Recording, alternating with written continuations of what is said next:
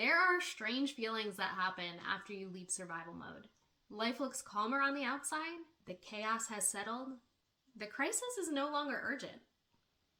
But yet, instead of you feeling better, you feel unsettled. You may even wonder if something's wrong with you. Because shouldn't things feel easier now?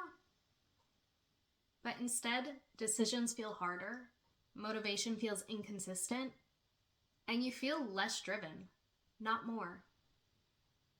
This is the moment where most people panic. Because they assume that that means that they are regressing, or becoming lazy, or losing momentum. But what most don't realize is that's actually not a problem at all. What if that is the exact moment that you are supposed to learn how to lead yourself instead of just survive? Welcome to the Inner Launch, where we talk about rebuilding your self-trust, reclaiming your identity, and creating your next chapter from the inside out. I'm your host, Christina Bolkovich. In the last couple episodes, we have talked about changing your identity, choosing yourself, and rebuilding your life intentionally. Today, we're talking about what happens after survival mode ends. Because leaving survival mode does not automatically mean that you know how to live. That part is learned. Survival mode is not a weakness. It is an adaptive state. That's not failure. That is integration. Survival mode tells you how to get through. It does not tell you how to lead. And when survival mode ends, a gap appears. And that's the space where external pressure used to live. And in that space, that's where you start asking those new questions. What do I choose when nothing is forcing me? That is exactly where many people feel stuck. Not because they lack ability, but because they never practiced being self-led and that main character in their life.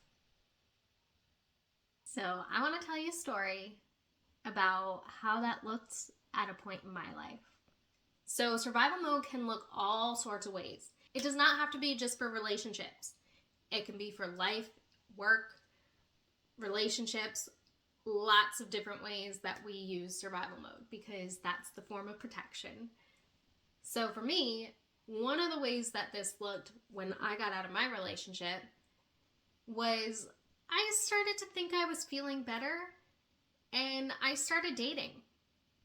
And I will say, in the beginning, I was really just dating because I thought I was seeing what was out there.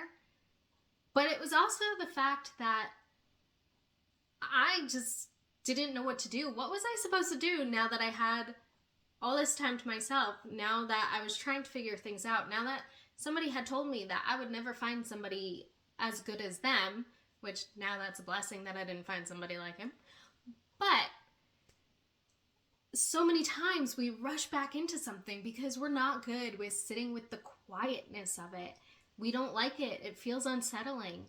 And that often creates us wondering, what am I supposed to be doing? What if I do this? What if I do that? Is this the right thing? But what if it's really teaching us is to slow down and actually take the time and think about what we want for our lives, what we want in our lives, who we want in our lives, and get to really know us. Because so much of life is us just going through it. And how many of us really take the time to ask ourselves those questions of like, what do you want? Who do you want? What do you want to become? Who do you want to become? We don't ask ourselves these questions enough, in my opinion. And that is why a lot of times we just rush back into what we think we should do rather than learning what we want. And life gets so much better when we learn who we are, what we want, and all the other aspects of that. You get to build you, however you are. But rushing back into something just because it feels strange having that slow time isn't the right answer either. That meant for me going on a lot of dates with people that I would not have chosen. Because reality is, I didn't take the time to learn myself and see what I truly wanted. So I repeated the patterns.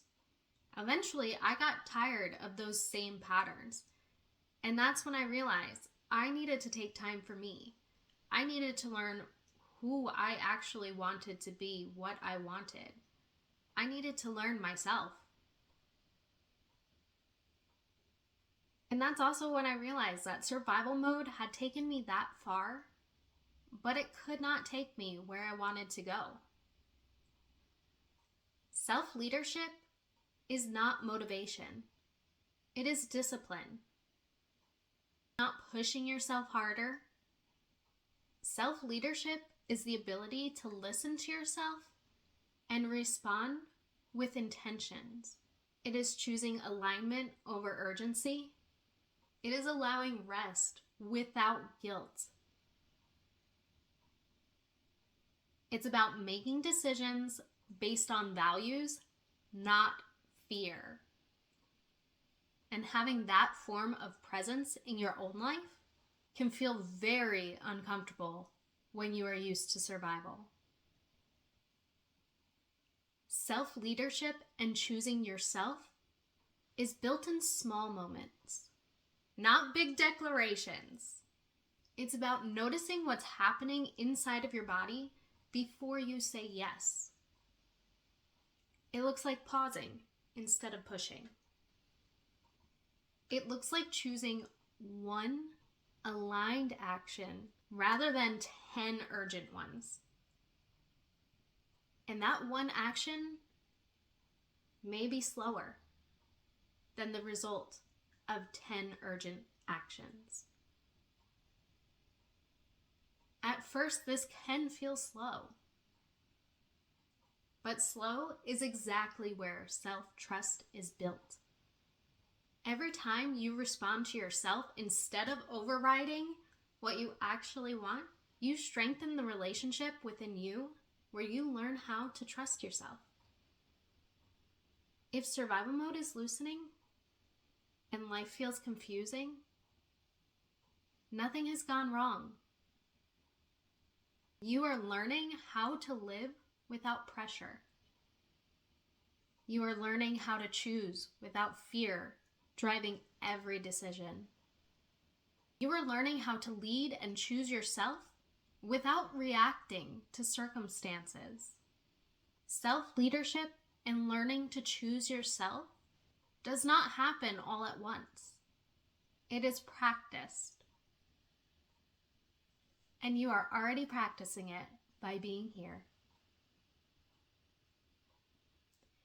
In the next episode, we're going to talk about what most people are afraid to admit once survival mode ends. Wanting more.